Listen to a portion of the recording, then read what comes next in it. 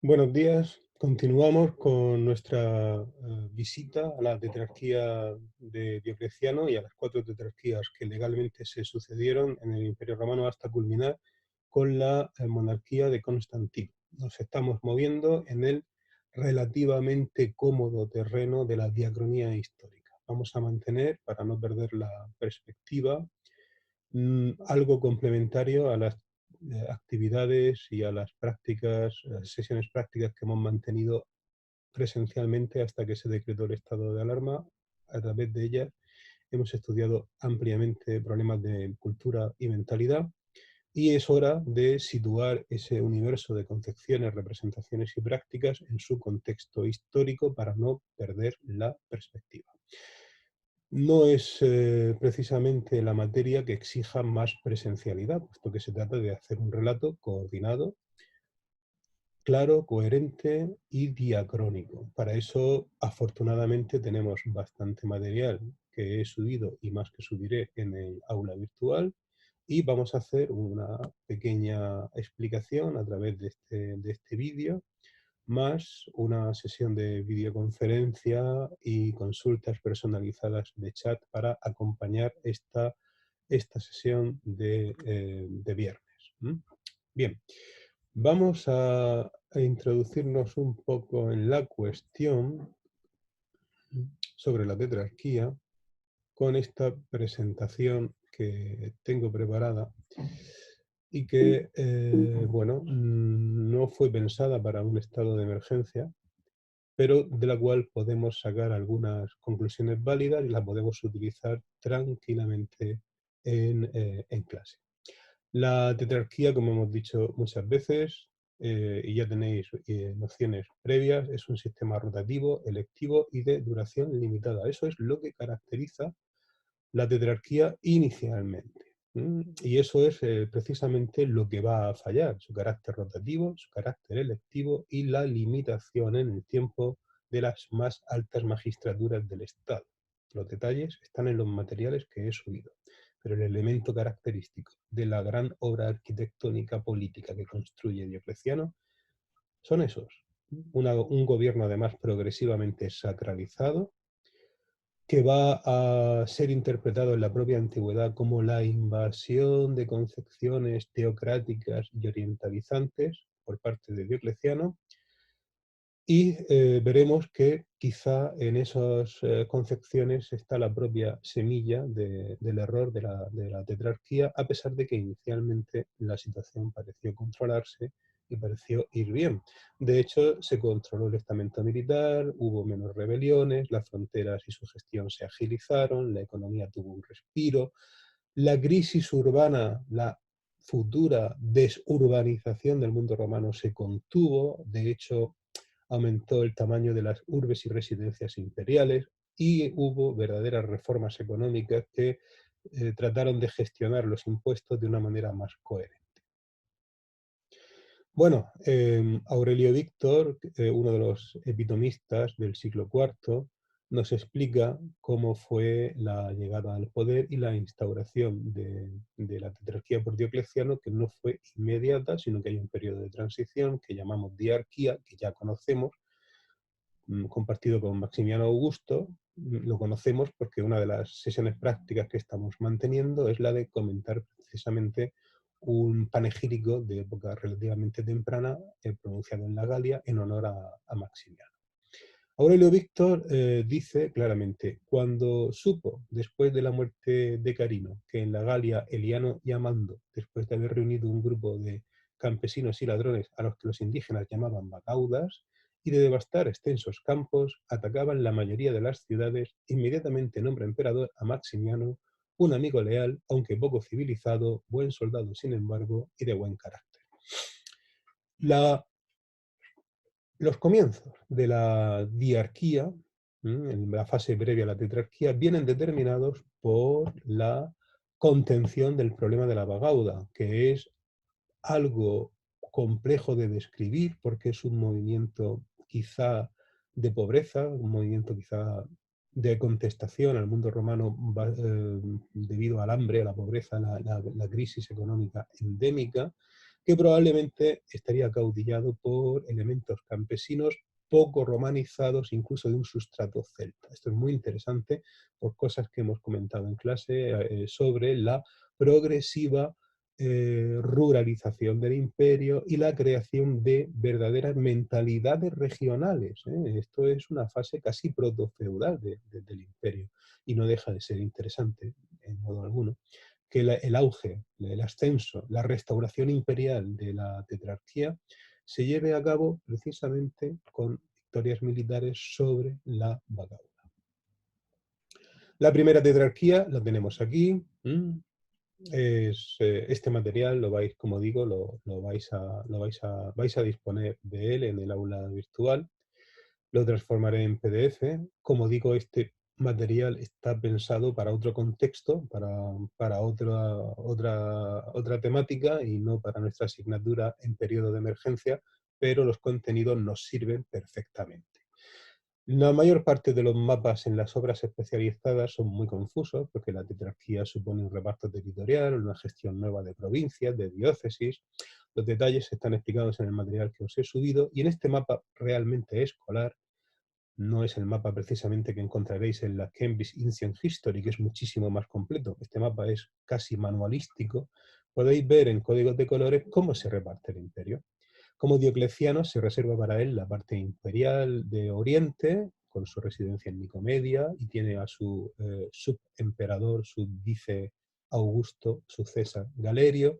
Tiene un coaugusto, que es Maximiano, que tiene a su vez un César, Constancio, que se reparte en la parte occidental. Es muy importante que nos fijemos en el destino de Constancio, Constancio Cloro, futuro padre de Constantino, futuro emperador romano y unificador del Imperio Romano sobre las ruinas de la tetrarquía después del convulso periodo de guerras civiles que se va a inaugurar. Amiano Marcelino es una de las fuentes más interesantes para este periodo y también para comprender lo que va a ser luego la crisis comenzada con la llamada invasión invasión goda, de la cual ya hablaremos. Según Amiano Marcelino, que es el gran escritor de este periodo, fue Diocleciano el primero de los augustos que instituyó esta costumbre extranjera y propia de los reyes, porque siempre hemos leído que antes los príncipes recibían un trato similar a los magistrados. Se está refiriendo a la modificación de los usos en la corte. Si el emperador va a ser el mismo divino, va a ser Jovio o Herculio, naturalmente el trato con el emperador no puede ser el mismo y va a tener lugar esa reforma interesante de imponer, por ejemplo, la prosquinesis o cambiar el tratamiento que el emperador recibe. Algo que en la tradición romana es ajeno, es extraño. No se ha extinguido todavía la herencia republicana, según la cual el magistrado puede estar investido de una aureola, de un aura de divinidad, pero no ser el mismo la divinidad o una emanación directa de la divinidad. Los emperadores se sacralizan post-mortem. Este momento histórico es nuevo.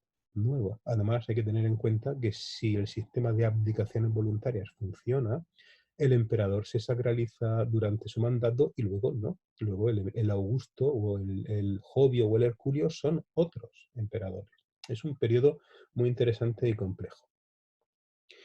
Lactancio, que es un escritor cristiano muy elegante, imbuido de una cultura retórica de la antigüedad madura, muy interesante, sin embargo tiene una antropología típica de una persona fanática, nos da algunos aspectos sobre por qué Diocleciano intenta perseguir el cristianismo y lo coloca precisamente al final de su primer periodo de mandato previo a la abdicación. Eso nos indica que la persecución del cristianismo no fue nunca algo buscado desde el comienzo y por lo tanto no es programático ni es constitutivo de la formación de la tetrarquía. Es algo que viene sobrevenido y que probablemente, como dice el texto de Lactancio aquí seleccionado y otros que se pueden consultar fácilmente incluso en estos días, todo parece indicar que intentan por todos los medios que, coincidiendo con la fiesta de las Terminalias, haya también un fin simbólico de lo que él considera enemigos del imperio por no querer ofrecer honores divinos al emperador, que son los cristianos. La segunda tetrarquía funciona legalmente, aunque empieza ya a tener tensiones constantes. Maximiano Augusto y Diocleciano abdican, de momento todo va bien. Constancio se convierte en Augusto y Galerio también en sus partes correspondientes, y se elevan al mando dos coemperadores, Severo y Maximino Daia. Aparentemente todo va bien, se han evitado las dinastías, pero hay crecientes tensiones en el estamento militar. De hecho, ya un añito después, muy tempranamente, la tercera tetrarquía empieza a tener problemas. Para empezar, hay pronunciamientos militares en Italia con Magencio y Maximiano, padre e hijo. Maximiano, un propio garante de la primera tetrarquía, se alzan contra el gobierno establecido. Y en la cuarta tetrarquía la situación es mucho más compleja. En la tercera y cuarta tetrarquía es mucho más compleja, porque aparece nombrado como César por Constancio Cloro, a la muerte de Constancio Cloro, su hijo Constantino, nombrado así por los propios soldados. Este momento, cuyos detalles tenéis en el aula virtual, en el material denominado Tetrarquía, y del cual ya hablaremos en clase por videoconferencia, supone un problema. Cuando Constantino es elevado primero a la categoría de Augusto por los soldados y después, en virtud de ciertas negociaciones, se conforma simplemente con ser coemperador de, de Severo y luego de Licinio, ya se ha establecido un precedente muy peligroso dentro de la propia tetrarquía, que es el hecho de haber creado una dinastía y de haberlo conseguido. Mucho más grave es el problema de Maximiano Augusto, que se subleva con él siendo fundador de la tetrarquía, de la primera tetrarquía. El hecho de que entre en contacto con Constantino, negocia al margen de los demás tetrarcas, deriva en una situación de extraordinaria confusión política y de pronunciamientos militares que revela la debilidad del sistema y aboca a una guerra civil de progresiva simplificación de los actores. Aquí podemos ver en un cuadro donde cada emperador tiene un color y está identificada la zona de demarcación bajo su mandato y los años. Podemos ir viendo cómo hay una relativa armonía de colores cuando la tetrarquía funciona, y cómo progresivamente el color de Constantino va inundándolo todo hasta que finalmente domina todo el territorio de los antiguos tetrarcas. Es un momento histórico pavoroso, es muy rápido, los acontecimientos se suceden con pasmosa rapidez. La clave está en York, la clave está en el gobierno de Constancio Cloro y la elevación de Constantino a la dignidad imperial sobre la cual no tenía derecho, más las revueltas militares que ocasiona el propio Maximiano, no resignado a su papel de ex Augusto. Los detalles de este periodo un poco convulso están en el material que os he subido y están en estos esquemas que acabáis de ver, para poder tener al menos un esquema cronológico relativamente claro de la sucesión de los acontecimientos. El mundo político está sentenciado, las revueltas políticas están sentenciadas para Diocleciano, a pesar de lo cual, en lo económico, hay una serie de reformas que tienen su interés porque Constantino las va a asumir. Política de monedas, precios y de fiscalidad. Hay reformas en la administración provincial y en el ejército. La administración del Bajo Imperio posiblemente está pensada ya, tiene antecedentes en el siglo III. Es bajo Diocleciano y con Constantino cuando van cambiando los distintos órganos de gobierno y aparecen estas nuevas magistraturas: el Magister Officiorum, el Quaestor Sacri Palatini, el Comes Sacrarum Largitionum y el Comes Rerum Privatorum.